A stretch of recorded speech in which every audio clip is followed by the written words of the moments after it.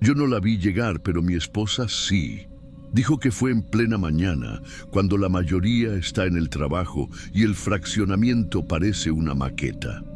La vio descargando cosas viejas de una camioneta sin placas, con la ayuda de un hombre que no bajó ni los lentes ni el sombrero, doña Silvina. Así se presentó con los pocos que se animaron a saludarla, pelo gris recogido, mirada muy firme y esos vestidos largos como si viniera de otro siglo. Siempre andaba como una bolsa de lona enorme que hacía un barullo metálico por dentro. No falaba mucho. Nunca la vi comprando pan ni sacando la basura. Pero lo que más me llamó la atención fue que, a los pocos días de instalarse, empezó a recoger espejos que los vecinos sacaban a la calle para el camión de la basura. Algunos estaban rajados, otros completamente partidos. Ella los envolvía en mantas negras, amarradas con sogas, y los llevaba arrastrando hasta su casa. Lo hacía sin esconderse, pero nadie preguntaba nada. La primera vez que la vi enterrando uno fue una madrugada que me desvelé. Me levanté por un vaso de agua y desde mi cocina se alcanza a ver parte del jardín de los Soberanes. Silvina estaba allí, con una pala, enterrando algo largo envuelto justo al pie del ficus que los Soberanes siempre habían mantenido perfecto. Pensé en grabarla, pero el celular se quedó sobre la mesa. Cuando regresé con él, ya no estaba. A los pocos días, uno de los gemelos Soberanes, Luis creo, dijo que su espejo del pasillo hacía algo raro. No lo repetía a todos, solo cuando se sentía cómodo. Pero a mí me contó que si caminaba rápido, su reflejo se quedaba unos segundos atrás, como si lo pensara antes de seguirlo. Pensamos que era estrés. Los niños de ahora viven tensos, pero después fue el señor Abundis. Él vivía al lado de la señora Silvina, en la casa con las bugambilias. Era contador, muy correcto, muy callado. Una noche, después de regar las plantas, entró corriendo, pálido. Su esposa dijo que lo encontró llorando frente al espejo del baño, con la toalla en la boca. Decía que había alguien más con él, que no lo había visto llegar, que estaba ahí desde antes, y que no quería girarse porque su reflejo ya no se estaba peinando. A la mañana siguiente, taparon el espejo con una manta. Una semana después, pusieron la casa en venta. Y entonces me tocó a mí. Ocurrió un martes. Salí del trabajo más temprano porque me dolía la cabeza. Todo el camino tuve la sensación de que algo me observaba, pero pensé que era el calor. En casa me eché en el sillón y por costumbre miré hacia el espejo del corredor. Estaba ligeramente empañado, como si alguien hubiera respirado muy cerca. Y lo juro, por un segundo vi un brazo saliendo de la tierra. No fue un reflejo mío. Yo no me había movido. No tenía la mano en esa posición. Era algo que surgía detrás de mí, desde el suelo, y al parpadear desapareció. Pensé en cambiar el espejo, pero no lo hice. A partir de ahí, empecé a mirar distinto a todos los vecinos. Había algo no dicho, algo que todos fingíamos no notar. La señora Silvina seguía apareciendo de vez en cuando, en la barda trasera de alguna casa, caminando entre los arbustos, siempre arrastrando algo. Nadie le hablaba, pero tampoco la detenían. Un viernes, la casa de los Soberanes amaneció vacía. Nadie los vio empacar, nadie los ayudó a cargar. Solo desaparecieron y alguien, nadie supo quién, colocó un letrero de "se vende" hecho a mano. La misma noche, escuché un golpe seco en mi cochera. Bajé con cuidado. El foco del patio estaba apagado, aunque yo lo había dejado encendido. Y en medio del pasillo encontré un marco de espejo, sin vidrio, como si alguien me avisara que ya era mi turno. El marco sin vidrio se quedó en el pasillo 2 días. No lo toqué, no lo pateé, ni siquiera lo miré de frente. Me daba la impresión de que no estaba vacío, que si me acercaba demasiado, iba a haber algo allí. La noche del segundo día lo recogí con una escoba y lo dejé dentro de una bolsa negra, fuera de casa. En la mañana ya no estaba, tampoco la bolsa. Nadie en la cuadra lo había visto. Después de eso, todo se volvió más tenso. Nadie hablaba del tema, pero empezamos a notar que los espejos de ciertas casas ya no eran confiables. Una vecina, la señora Carmina, decía que no usaba el del baño porque la figura que la imitaba tenía el cuello un poco torcido. Su esposo dijo que era idea suya, hasta que también él comenzó a cubrir todos los espejos con cartón. Pero lo más fuerte fue lo del joven Ernesto. Él vivía solo, justo frente a la casa de Silvina. Un tipo tranquilo. Siempre saludaba.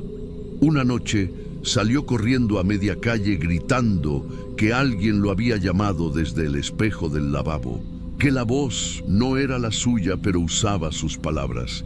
Dijo que no podía dejar de mirarlo, que su reflejo ya no parpadeaba al mismo tiempo, que lo estaba reemplazando, y al día siguiente no lo vimos más. La puerta estaba abierta, las luces encendidas, el celular en la mesa, pero ni rastro de él. Lo que sí quedó fue su imagen en el espejo del comedor, congelada, con los ojos abiertos, como si estuviera esperando a alguien. No era una foto, no era una ilusión, era su reflejo, inmóvil. Y cada vez que lo cubrían, al día siguiente el paño aparecía en el suelo. La señora Silvina desapareció poco después, igual que los demás, sin dejar señales. Un día salió a caminar con su bolsa y su pala y no regresó. La casa quedó vacía, pero no abandonada. Hay algo ahí que sigue funcionando. Los de la inmobiliaria intentaron venderla varias veces. Una vez fui testigo de cómo un agente se negó a entrar. Dijo que los cuartos estaban demasiado espejados, que se sintió observado, que algo se reflejaba desde el suelo. Desde entonces, ningún intento ha llegado a concretarse. Yo sigo viviendo aquí, pero me mudé de cuarto. Tapé todos los espejos de la casa, menos uno, el del corredor. No sé por qué no lo quité. Tal vez porque quiero saber si sigue allí. Y sigue. El vidrio se empaña cada 2 o 3 noches, como si alguien respirara desde adentro, como si algo debajo de la tierra se estuviera acercando. A veces, al pasar, lo veo moverse. No el reflejo, el fondo, como si alguien ya estuviera del otro lado, y hay un momento justo antes de dormir en que me parece escucharla. Su pala, su voz, su bolsa arrastrándose por el pasto.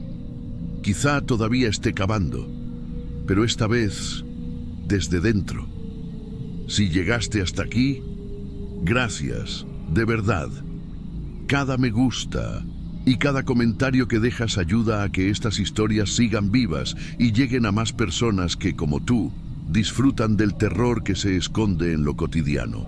Si aún no estás suscrito, te invito a hacerlo ahora. Aquí en Cuentos Sombrios, cada relato es una puerta que abrimos juntos. Y créeme, hay muchas más que todavía no te he mostrado.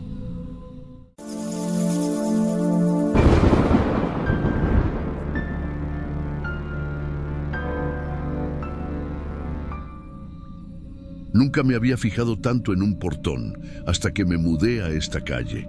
Los demás eran normales, cerrados, con cadenas o candados, pero el de ella, el de doña Matilde, siempre quedaba apenas entornado, como si estuviera esperando a alguien que estaba por llegar. Yo llegué con mi hija en enero, justo después de Reyes. No conocíamos a nadie en Zapopan, y la casa era una de esas de Infonavit con fachada de ladrillo y un pequeño jardín al frente.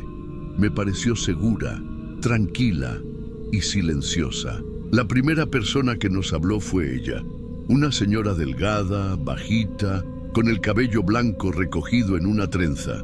Llevaba una charolita con pan dulce y un frasco pequeño de mermelada de guayaba.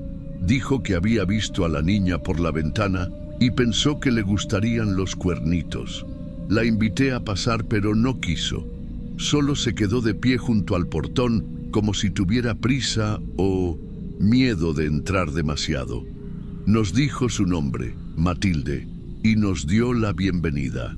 Fue ella quien nos indicó dónde estaba la tienda, qué días pasa el camión de la basura y cómo evitar que los perros callejeros se metieran al jardín. Me cayó bien. A mi hija también. A veces nos dejaba dulces en una bolsita colgada del picaporte, o libros viejos, de esos que huelen a madera y polvo. Yo le regresaba pan de plátano o algunas revistas que me sobraban del trabajo. Era una relación de gestos, sin palabras largas, sin visitas largas, pero el portón siempre estaba ahí, abierto de lado. Incluso cuando llovía, incluso cuando caía la noche. Nunca lo cerraba. La llave colgaba, balanceándose en la cerradura. Un día le pregunté por qué no lo cerraba bien. Ella sonrió y dijo algo que no entendí del todo en ese momento. Es que uno nunca sabe cuándo va a regresar alguien. ¿Para qué cerrar si puede que hoy sí vengan? La rutina se instaló rápido. Yo trabajaba desde casa. Mi hija iba a la primaria ahí cerca. Por las tardes escuchaba la mecedora de madera de Matilde. La tenía justo frente a su ventanal. A veces me daba la impresión de que se me quedaba viendo, pero no con curiosidad, sino con nostalgia. Cuando llovía, como en esa semana de marzo, no salía. Yo supuse que era por el frío, pero pasaron 2, 3 días. Y ya no se escuchaba la mecedora. La casa se veía igual, las luces apagadas, el portón, como siempre, entornado. Pero no había dulces en el picaporte. No había sombra detrás del cristal. Fue otro vecino el que notó el olor. Yo no quise acercarme. Solo vi desde la ventana cómo llegaba la policía, cómo forzaban la puerta, cómo salía el camillero cubriendo algo con una sábana gris. A nadie le pareció raro que estuviera sola. Todos lo sabían. Todos decíamos que era amable. Ninguno preguntó si tenía familia. Ninguno tocó su puerta antes de que fuera tarde. Y sin embargo, esa noche, el portón seguía entornado. No le conté nada a mi hija. Tenía apenas 7 años. Le dije que doña Matilde se había ido a vivir con una sobrina. Pero desde esa semana, todas las noches, al salir a tirar la basura o al llegar del súper, yo encontraba mi portón abierto, no del todo, solo un poco, igual que el de ella. Al principio pensé que era el viento, luego creí que mi hija lo abría sin querer. Cambié el cerrojo, ajusté el resorte, le puse incluso un gancho, nada funcionaba, hasta que puse una cámara, de esas pequeñas con sensor de movimiento.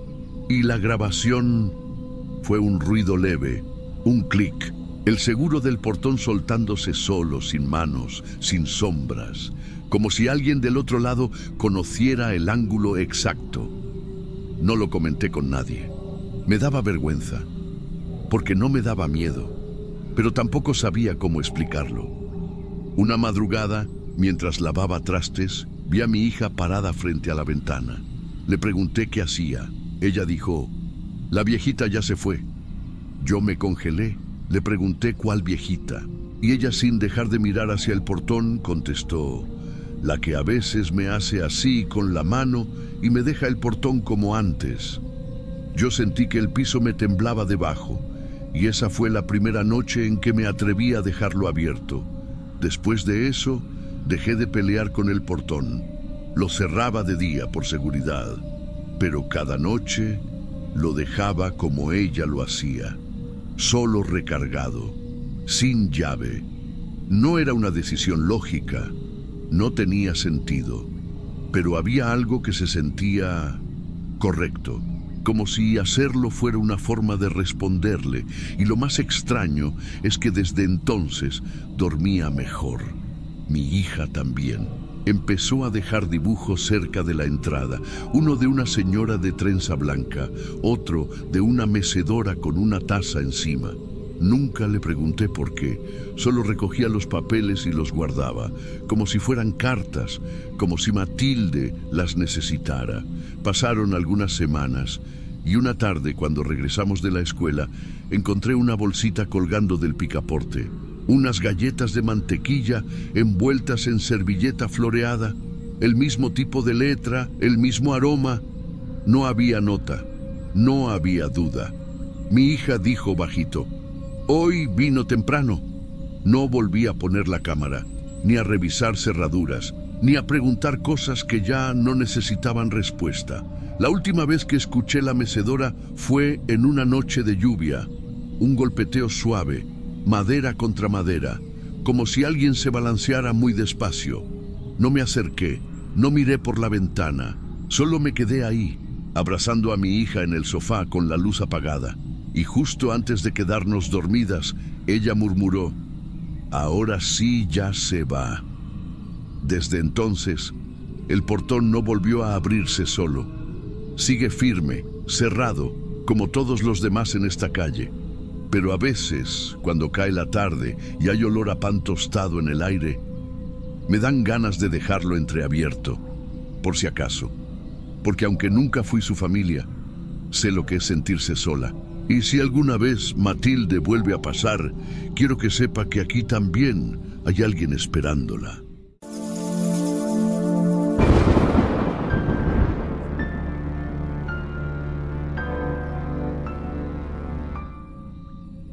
Yo no creo en fantasmas, pero hay cosas que no se explican y otras que simplemente no te dan opción.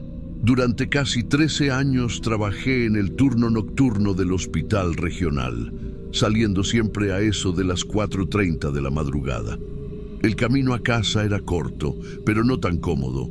Una calle de tierra sin alumbrado, con casas separadas por matorrales y cercas viejas. Mi casa tenía lo justo: un corredor lateral, cocina con ventana de venecianas y ese mosquitero que ya no cerraba bien desde que se oxidó el marco. Todo empezó en una madrugada tibia, ni muy oscura ni muy clara. Venía con la cabeza pesada, solo queriendo llegar y sacarme el uniforme. Pero al abrir el portón, sentí algo raro. No un ruido, no un movimiento. Era como si alguien estuviera parado, como si me esperaran. Seguí hasta el pasillo sin detenerme. Cuando pasé por la ventana de la cocina, la miré sin querer, y ahí estaba, una figura delgada, inmóvil, justo detrás del mosquitero. No se movía, no decía nada, no tocaba el vidrio. Solo estaba ahí, con la cabeza inclinada hacia un lado. Yo me paralicé. No era una sombra, era alguien. Me quedé ahí sin poder entrar. Me temblaban las llaves en la mano. No tenía lógica. Si alguien hubiera entrado, el perro del vecino habría ladrado y el candado del portón no estaba roto. Pero esa figura, esa silueta no era una ilusión. Tenía forma de mujer, delgada, quietísima.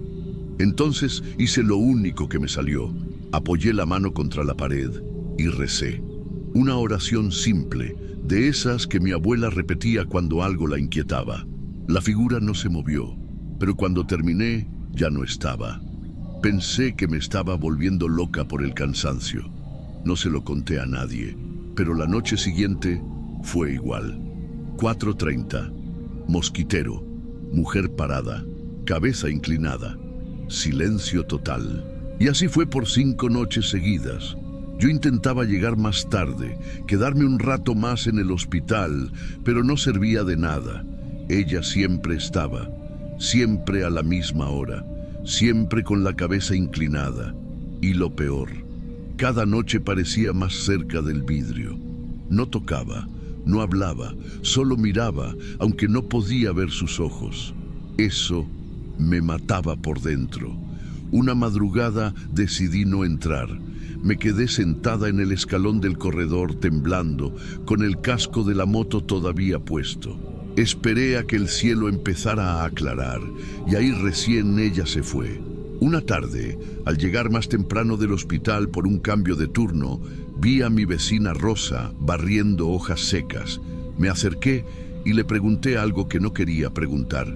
¿Usted ha visto a alguien en las noches parada por aquí? Ella me miró como si ya supiera. ¿Detrás del mosquitero de tu cocina? No pude responder. Es doña Meche, me dijo bajito. La señora que vive 3 casas más abajo. Está enferma, delira, dice cosas raras. Su familia no quiere llevarla al hospital porque creen que es cosa de la edad. Tragué saliva. Rosa me miró con esa expresión que mezcla lástima y miedo. Pero ella no sale desde hace semanas, agregó. Dicen que ni come. Solo mira por la ventana. No supe qué decir, solo asentí. Y esa noche, como si la historia se burlara de mí, ella volvió. Detrás del mosquitero, inmóvil, con la cabeza aún más torcida. Después de esa noche, dejé de mirar. Entraba apurada, sin girar la cabeza. Encendía todas las luces de la casa como si eso pudiera protegerme. Pero el aire estaba siempre denso, como si eso ya no necesitara la ventana. La noche que casi me desmorono fue una con lluvia, fuerte. Las ventanas temblaban por el viento, y justo cuando me acerqué a la cocina para cerrar la persiana, vi su rostro pegado al vidrio. Ya no estaba detrás del mosquitero, estaba afuera de verdad, su cabello mojado, su boca abierta.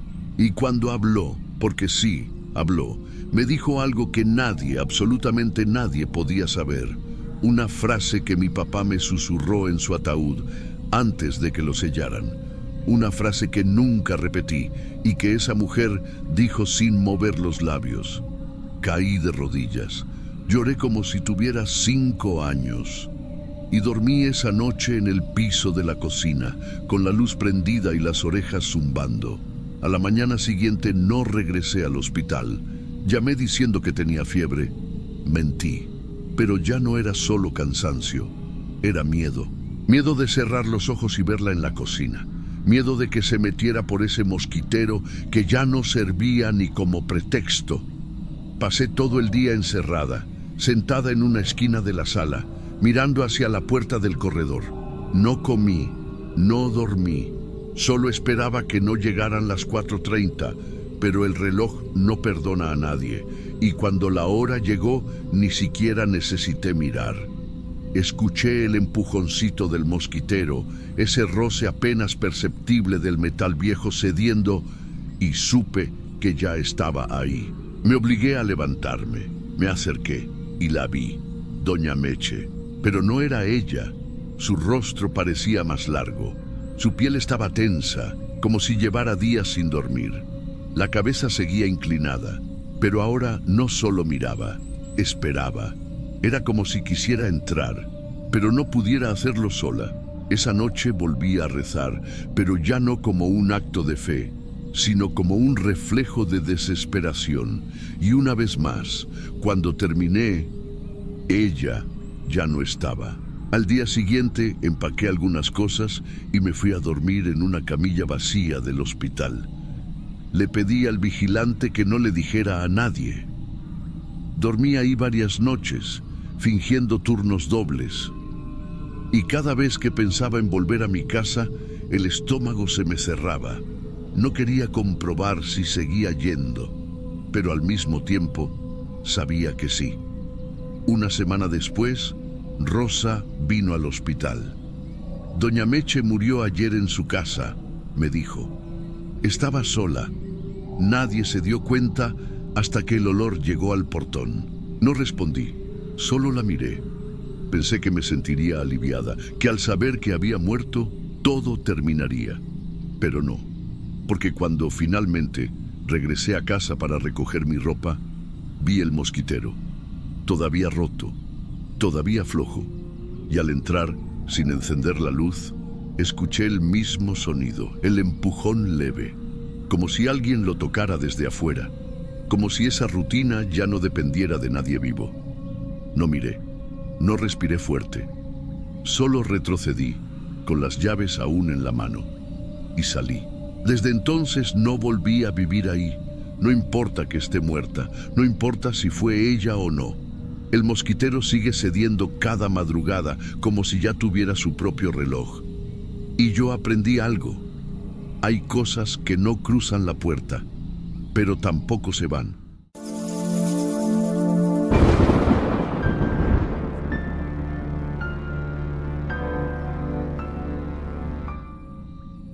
Yo no soy de meterme en cosas raras. Me levanto, trabajo, regreso y ya. Me llevo bien con los vecinos porque es más fácil vivir así, sin problemas. Pero cuando se mudó ese tipo a la casa de la esquina, algo cambió. La primera vez que lo vi fue desde mi cochera. Estaba anocheciendo, yo lavaba el carro y vi unas luces encendidas en la casa vacía. Un coche blanco, sin placas, estaba estacionado en reversa. Me pareció raro porque nunca vimos camión de mudanza ni nada. Solo apareció. El hombre bajó del auto y se metió. No vi maletas, no vi bolsas, ni nadie más. Solo él. Lo que me llamó la atención es que no escuché pasos, ni el golpeteo normal de los zapatos contra la grava, ni el rechinido del portón. Nada. Ao dia seguinte, estava cortando umas ramas secas do lado do muro, porque ali o sol bate direto. E notei uma coisa. O mato perto da casa dele estava todo amarelado, como se tivesse sido pisado com alguma coisa quente. Mas ele nem tinha quintal ainda. Só terra e pedra. E mesmo assim, parecia que algo tinha esmagado a área ali, bem na frente da porta de trás. Después empezaron los comentarios. Oye, ¿ya viste al nuevo? Nunca lo ves de cerca. Dicen que no se le notan los pies. Las señoras exageran, yo sé, pero había algo que sí noté yo mismo. Ese hombre, aunque pasaba frente a nosotros, nunca miraba al piso, nunca, ni para bajar un escalón, ni para recoger algo, ni para esquivar una rama. Siempre iba con la mirada recta, como si todo lo demás no le importara, como si fluyera. Un día, mi perra, Canela, una labradora tranquila, se le soltó de la correa y fue directo hacia él. Fue la primera vez que vi su cara. El tipo no se movió. Se quedó parado frente a mi casa con las manos en los bolsillos y la cabeza girada como si escuchara algo. Pero lo más raro, Canela se detuvo a 1 metro de él y empezó a temblar. Ni ladró. Se fue de reversa, con el rabo entre las patas, como si hubiera visto algo que yo no vi. Esa noche me quedé pensando en eso. Me asomé desde la ventana del pasillo que da justo hacia su patio trasero. Él estaba allí, de pie, en medio de la oscuridad, solo con la luz del poste iluminando parte de su espalda. No se movía, ni un dedo. Lo vi así por al menos 5 minutos. Luego, algo me hizo fruncir el ceño. Su sombra estaba mal. No estaba al lado de él, estaba debajo, como si no proyectara nada, como si la luz no supiera qué hacer con su cuerpo. La paranoia empezó a crecer cuando los perros de la cuadra comenzaron a ladrar sin razón, siempre a la misma hora, entre las 2 y las 3 de la madrugada. Yo me despertaba con ese coro de ladridos que parecía venir de todos lados menos del suyo, pero cada vez que miraba por la ventana, su casa seguía en silencio, sin luz, sin movimiento. La señora Norma, la que vive frente a él, fue la primera en decirlo en voz alta. Ese hombre no es normal. Mis plantas se están muriendo del lado que da hacia su casa. Yo no le creí hasta que vi lo mismo. El ficus que siempre tuve junto al muro empezó a secarse solo por un lado, justo ao lado que ficaba voltado para cerca dele.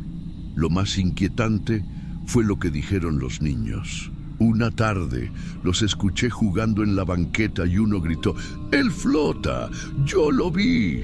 Sus pies no tocan el piso. Todos rieron, pero yo no. Una noche de calor seco estaba en la sala tomando agua con hielo cuando escuché el grito. No fue un grito común, fue algo ahogado, como si alguien intentara pedir ayuda con la garganta llena de tierra. Era masculino, corto, y vino directo desde su casa. Salí descalzo, agarré una linterna y crucé la calle. Justo cuando llegaba frente al portón, Jorge, mi vecino de al lado, apareció por el pasillo. «¿Tú también lo oíste?» Asentí. La puerta principal estaba abierta, pero no se veía nada adentro. Jorge sacó el celular para grabar, pero la pantalla se apagaba cada vez que apuntaba hacia el interior.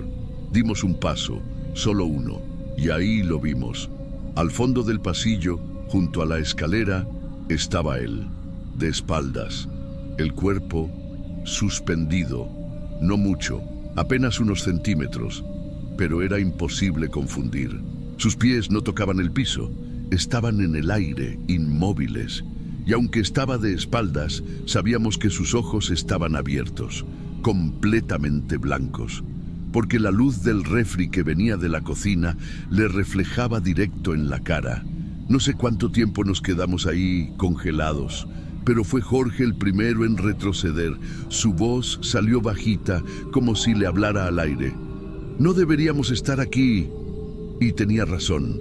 En cuanto dimos la vuelta, sentimos un cambio raro en el aire, como si todo se hubiera espesado. El calor se volvió más denso, como si el oxígeno pesara más. Yo miré por última vez sobre el hombro, y él ya no estaba ahí. No escuchamos pasos, no lo vimos moverse, solo había desaparecido, como si nunca hubiera estado. Esa misma madrugada, varios vecinos se despertaron con los perros llorando, no ladrando, llorando. Algunos rasguñaban las puertas para entrar, otros se escondieron debajo dos carros. Algo los había alterado a todos. Y al día siguiente pasó algo que hizo que todo se descontrolara.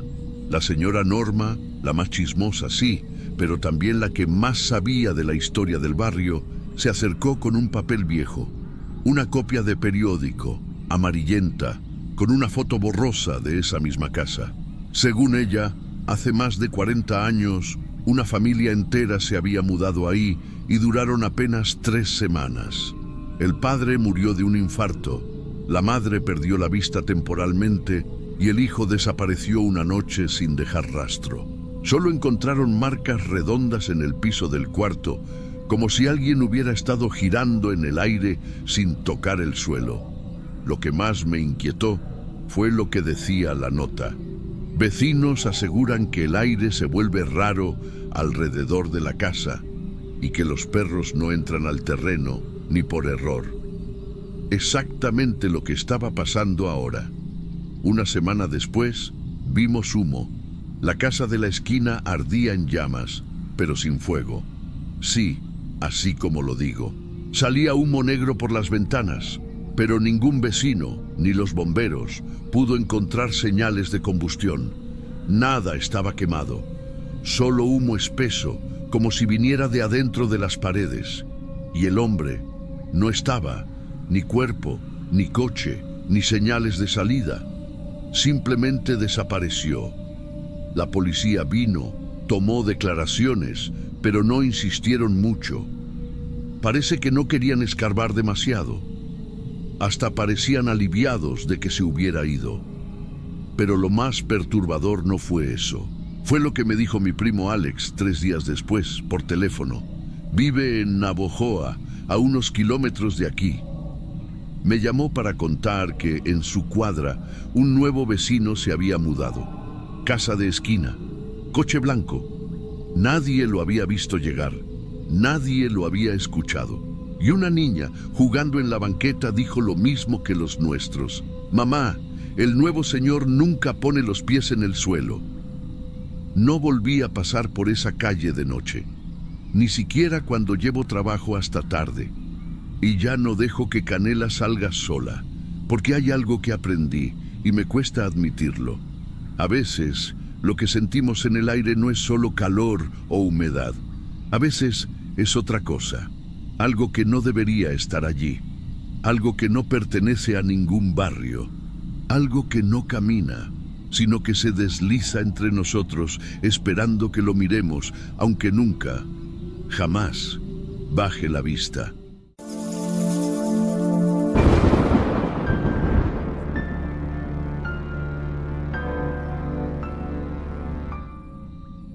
La primera noche que pasamos en el departamento me costó dormir, no por los ruidos, porque no los había, ni por la cama nueva, ni siquiera por los nervios de la mudanza. Era por esa ventana, frente a nuestro edificio, justo en diagonal al nuestro, había una fachada beige y antigua, con barandales de fierro que ya mostraban óxido. En el segundo piso, una ventana angosta, alargada, estaba completamente iluminada, pero no había movimiento. No se veía tele prendida, ni sombra humana, ni nada. Solo una luz blanca, fija, como de foco viejo. Pensé que era una tontería, pero me quedé viéndola por largo rato, hasta que Valeria se giró en la cama y me dijo, medio dormida: ¿qué miras tanto? No supe qué contestar, porque ni yo sabía.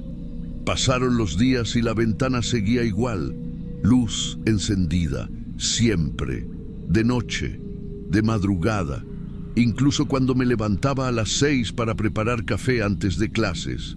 Esa luz seguía ahí. Me empezaba a obsesionar. A veces cruzaba los brazos frente a la ventana sin decirle nada a Valeria, solo mirando el reflejo de esa luz sobre las persianas del otro lado.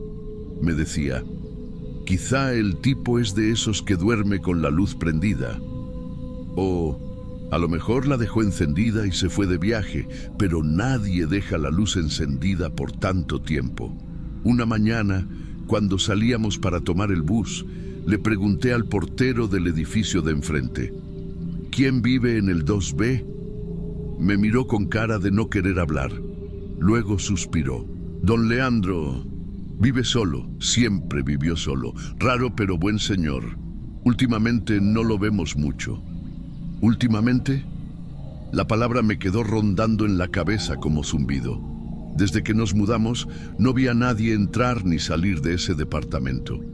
Algunas noches, cuando llegaba tarde de la universidad, cruzaba la calle solo para mirar de perto. La luz parecía aún más fuerte a vivo. No había ruido, no había movimiento. Una vez me acerqué tanto que escuché algo, o creí escuchar algo, como un ventilador viejo oscilando, pero no pude asegurarlo. El foco tenía polvo por dentro, y en el marco lo noté por primera vez. Había insectos, montones, pegados al vidrio. Volví al departamento sintiendo una incomodidad en el pecho, como si algo se me hubiera quedado pegado en los hombros. A la segunda semana, el olor empezó. Primero fue sutil, algo húmedo, como trapo mojado, pero a los pocos días se volvió más fuerte, penetrante, como si hubiera carne dejada al sol. En el pasillo, al abrir la puerta del edificio, te invadía de inmediato. Algunos vecinos empezaron a dejar las ventanas abiertas. Otros se tapaban la nariz con el suéter. Valeria me preguntó si el olor venía de nuestra cocina. No, viene de afuera, de allá. Le señalé sin muchas ganas hacia el departamento de la luz. No dijo nada. Pero esa noche no quiso que abriéramos la ventana. 2 días después vinieron los bomberos. Llegaron sin sirena, pero con una patrulla atrás. Uno de ellos forzó la puerta del 2B y entraron todos al mismo tiempo. Me asomé por el balcón, como casi todo el edificio. Silencio total, solo el golpeteo de las botas entrando. A los 20 minutos lo sacaron en una camilla, cubierto, sin prisa. Nadie lloró, nadie gritó, nadie salió a acompañarlo. Nos dijeron que llevaba muerto al menos 3 semanas, caído de bruces en el pasillo entre la sala y la cocina. Tenía todas las luces de la casa encendidas. No había señales de violencia. Simplemente cayó y nadie se dio cuenta. Lo encontraron porque alguien finalmente se atrevió a reportar el olor. Esa noche, la ventana seguía iluminada. Pensé que había sido por descuido, que aún no cortaban la luz. Pero a las 3 de la madrugada, cuando desperté con la boca seca y fui por agua, me asomé instintivamente. Seguía encendida, fija, silenciosa, blanca. y algo en esa luz me dio más miedo que el olor de los días anteriores. Después del entierro, que no presenciamos porque ni siquiera supimos si hubo uno, supuse que lo lógico era que el apartamento quedara vacío, sellado, oscuro, pero la luz no se apagó. Pasó un día, luego dos, una semana, y seguía ahí. Pensé que era una falla, que la compañía eléctrica había olvidado cortar la corriente. Llamé, les di la dirección. Me respondieron, con voz monótona, que no había registro de consumo en ese departamento desde el reporte de fallecimiento. No hay energía activa en ese piso, dijeron. No debería haber ninguna luz encendida. Colgué sin decir nada. Lo peor no fue la luz. Fue lo que vino después. Una noche, no sé si fue miércoles o jueves, perdí la noción. Volví a casa más tarde de lo normal. Valeria ya dormía. Subí las escaleras sin hacer ruido y cuando pasé frente al 2B sentí algo. No era olor, no era sonido, era presencia. No puedo explicarlo mejor. Era como si algo me estuviera observando desde el otro lado, no detrás de la puerta, no detrás de la ventana, más cerca, como si estuviera parado justo donde yo estaba. Me quedé congelado. La luz seguía prendida, blanca, estática. Volví a mi departamento sin mirar atrás. Cerré con llave. Eché doble seguro. Esa noche no dormí. A los pocos días un vecino colgó un letrero en el vestíbulo del edificio de enfrente. Se renta 2B. Pero nadie lo visitó. Nadie vino a verlo. Nadie preguntó. El cartel se despegó con la humedad y terminó en el suelo, manchado de barro. Nadie lo volvió a poner. Un sábado por la mañana bajé por café y vi al portero viejo sentado en su silla de siempre frente al portón. Me acerqué. ¿Usted cree en eso de las almas que no se van? Me miró por primera vez con interés. ¿Tú también la ves? ¿La luz? Negó con la cabeza. No, la sombra. No supe qué decirle. Me fui sin café. Empecé a observar patrones, fechas. La luz no estaba encendida todos los días. Había noches en las que desaparecía por completo. Ventana oscura, vidrio sucio, ningún reflejo. Pero luego volvía, y no de forma aleatoria.